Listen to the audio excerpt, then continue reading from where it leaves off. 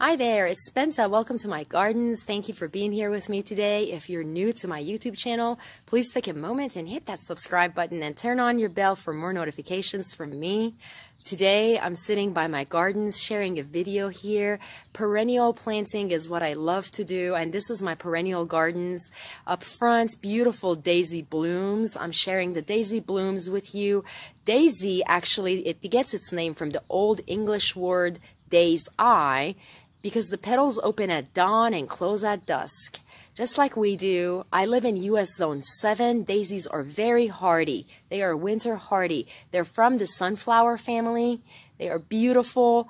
Daisies symbolize innocence and purity. In Norse mythology, daisies, Freya's sacred flower.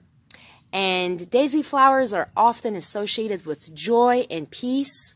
So have a beautiful day. Happy planting. I hope you consider planting daisies in your gardens. They're very beautiful and they're amazing pollinators. Have a beautiful day and thank you for being with me today.